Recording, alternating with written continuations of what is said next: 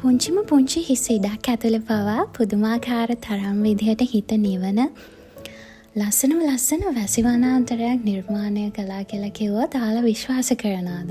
හිතාගන්න පුළුවන්ද? ඔව් මේක බැරි නෑ. හැබැයි අපේ ලංකාවේ දේශගුණයට ගැලපෙන විදිහට හොඳම පැල වර්ග තෝරා ගන්නා තරමට මේක ගොඩාක් ලේසියි. ඉතින් එහෙනම් අද මේ බ්ලොග් එක අවසන් වෙනකම් බලාගෙන ඉන්න. මොකද අද මම කතා කරනවා ට්‍රොපිකල් ගාඩන් එකක් වෙනුවෙන් හරිම විදිහට හොඳම පැල තෝරා ගන්න කොහොමද කියලා වගේම පුංචි ටිප්ස් ගොඩාක් ගැන. ට්‍රොපිකල් ගාඩන් එකක් කිව්වම ඒක හරිම සුවිශේෂී. මොකද මේ වගේ තියන්නේ නිකන් ලස්සනක් විතරක් නෙමෙයි. They feel different. They have a different vibe. ලංකාව වගේ ලස්සන රටක ජීවත් වෙනවා කියන්නේ මේකට හරියටම ගැලපෙන හොඳම එන්වයරන්මන්ට් එක අපිට ස්වභාවිකවම ලැබිලා තියෙනවා කියන එක. ඉතින් මේ බ්ලොග් එකේදී කාලයක් තිස්සේ අපේ හීනයක් වෙලා තිබුණු අපේ ලස්සන ට්‍රොපිකල් ගාඩන් එක අපි නිර්මාණය කරනවා. දිගටම බලාගෙන ඉන්න. මේ හැමදේම පටන් ගත්තේ අපේ හිතේ පළවුණු පුංචි අයිඩියා එකකින්. එතනදී අපිට ඕන වෙන්නේ අපිට පහසුවෙන් නඩත්තු කරන්න පුළුවන් විදිහේ කාම් ස්පේස් එකක් හදනවා කියන අයිඩියා එකෙන්. ඉතින් ඔක්කොටම කලින් අපි පුංචි ප්ලාන්ට් නර්සරි විසිට් එකක් එහෙම ගිහිල්ලා අපේ ප්ලෑන් එකට අදාළ පැල කීපයක් තෝරා බේරා ගත්තා. මොකද හැම පැලයම හැම තැනකටම සුදුසු වෙන්නේ නැහැ. ඇත්තටම හරි පැලයක් හරි විදිහට තෝරා ගන්නවා කියන්නෙම ඒක ඇත්තටම දිගු කාලීනයි. හැබැයි අමතක කරන්න එපා. ඔයා ඒ වෙනුවෙන් ආදරය සහ වාගේ මහන්සිය දෙන්නත් ඕනේ. අපේ මේ ලංකාව කියන්නේ ස්වභාවිකවම නිවර්තන දේශගුණයක් සහිත රටක්. ඒ කියන්නේ සරලවම උණුසුම් උෂ්ණත්වයක් සහ ස්වාභාවික ආර්ද්‍රතාවයක් හිමි රටක්. මෙන්න මේ නිසා තමයි අපේ පුංචි දූපත මේ තරම් ලස්සනට කොළ පාට වෙලා තියෙන්නේ. ඉතින් අපිට නොගැලපෙන අස්වාභාවික දෙයක් වෙනුවෙන් මහන්සි වෙනවට වඩා මෙන්න මේ නිසා තමයි අපි කල්පනා කරේ අපේ ගාඩන් එකටත් ලස්සන ට්‍රොපිකල් වයිබ් එකක් එකතු කරනවා කියලා. ඔක්කොටම කලින් කියන්න ඕනේ මේ ස්පේස් එක මීට කලින් ගොඩාක් වෙනස් විදිහේ ස්පේස් එක. අපිට ඇත්තටම අපේ හිතේ ප්ලෑන්ස් ගොඩාක් තිබුණා. කලින් ඉඳන් හැබැයි අපිට ඒවා හරිය විදිහට එක්සිකියුට් කරගන්න පුළුවන් කමක් තිබුණේ නැහැ. හැබැයි වාසනාවකට වගේ අපි ගත්තු එකම එක හොඳ ඩිසිෂන් එකක් තිබුණා. ඒ මොකක්ද දන්නවද? මීට අවුරුදු 2කට විතර කලින් සමහර ට්‍රොපිකල් ප්ලාන්ට්ස් ටිකක් අපි මෙතන හිටවන්න තීරණය කළා. අන්න ඒ විදිහට තමයි අද අපිට මෙන්න මේ තරම් ලොකු මොන්ස්ටරා යාළුවෝ කීප දෙනෙක්ම ඉන්නේ. ඉතින් එයාලට අපි කාලයත් එක්ක ස්වභාවිකවම වැඩෙන්න ඉඩ දුන්නා. Travelers Farm කියන්නේ අපේ ගාඩන් එකේ අලුත්ම key addition එක. මෙතනදී මේ ප්ලාන්ට් එක ඩිරෙක්ට්ලි පසේ හිටවනවට වඩා අපි තීරණය කළේ පෝච්චියක් භාවිතා කරලා හිටවන්න. සාමාන්‍යයෙන් ගොඩාක් ලොකුවට හැදෙන පැලයක් නම් එයාව පෝච්චියක හිටවනකොට එයාගේ මුල් පද්ධතිය පැතිරියාම ස්වභාවිකව පාලනය වෙනවා. සාමාන්‍යයෙන් ඔයාට තියෙන පුංචි ඉඩක් නම් මේකෙන් පුළුවන් ඔයාගේ ගස් වර්ග ටික පහසුවෙන් නඩත්තු කරගන්න. ඒ වගේම මේකෙන් ඒ ළඟ තියෙන කන්ස්ට්‍රක්ෂන්ස් මොනවා හරි තියෙනවා නම් ඒවට හානි වීමත් වළකිනවා. හැබැයි පෝච්චියක පැලයක් හිටවන එකෙන් සාමාන්‍යයෙන් එයාගේ ස්වභාවිකවම සම්පූර්ණ වර්ධනය වීමේ හැකියාව සීමා වෙනවා. මේ නිසා එයාලට නිරන්තරයෙන්ම වගේ වතුර අවශ්‍ය වෙනවා. ඉතින් ඒ ගැන ගොඩාක් සැලකිලිමත් වෙන්න ඕනේ. ඉතින් මට කියන්න ඕනේ මේක ඇත්තටම ඔයාගේ ස්පේස් එක වගේම ඔයාගේ ගාඩන් එක මැනේජ් කරන්න තීරණය කරන්න කොහොමද කියන මේ කාරණා දෙකම තමයි බලපාන දෙයක්. ට්‍රොපිකල් ගාඩන් එකක් ඇට්‍රැක්ටිව් කරගන්න ලොකුම රහස මොකක්ද කියලා දන්නවද? ඒ තමයි ලේයරින්.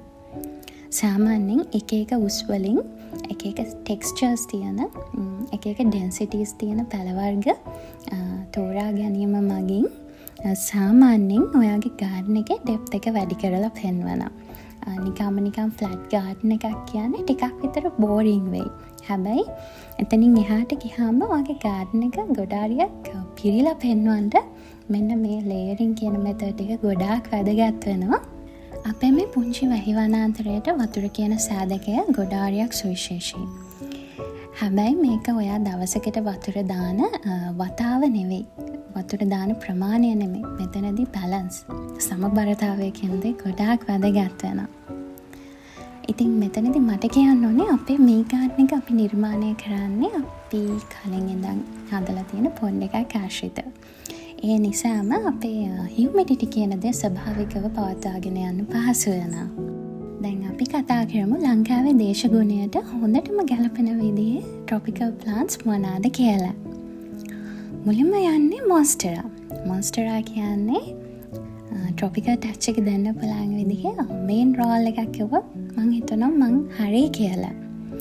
ඒගොල්ලන්ගේ ගොඩාක් වෙලාවට තියෙන ස්ප්ලිට් ලීව්ස්. එහෙම නැත්නම් තීරු වෙන්වුණු කොළ.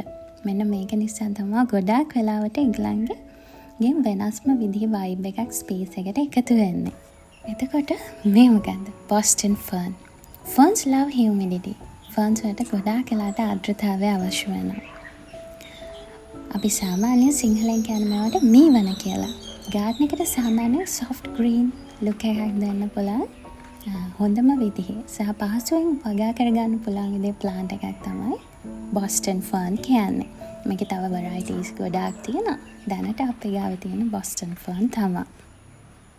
මෙන්න මේ plant එක ගොඩාක් සුවිශේෂී. සාමාන්‍යයෙන් හරිම bold tropical touch එකක් දෙන්න පුළුවන් plant එකක් තමයි මේ red ginger plant එක කියන්නේ. ඇත්තටම ඒකේ රතු පාට මල හරිම දීප්තිමත්. ඒ රතු පාට ඒකත් එක්ක හරිම ලස්සන contrast එකක් ඇති කරනවා අපේ garden එකට.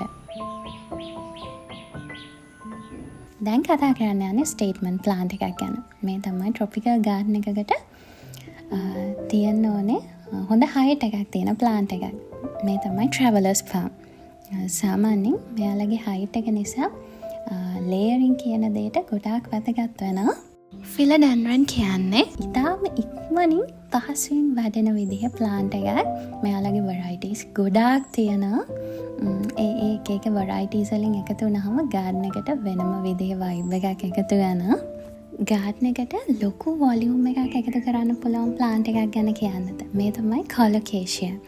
සාමාන්‍යයෙන් එයාලගේ තියෙන ලොකුම කොළත් එක්ක garden එකට instant volume එකක් එකතු කරනවා. ඒ වගේම ගොඩක් bold විදිහේ lush look එකක් එකතු කරන්න පුළුවන් tropical plant එකක් තමයි colocasia කියන්නේ. සාමාන්‍යයෙන් bird nest කියන්නත් garden එකට හොඳ volume එකක් එකතු කරන්න පුළුවන්. ඒ වගේම නඩත්තුව ගොඩාක් පහසු plant එකක්.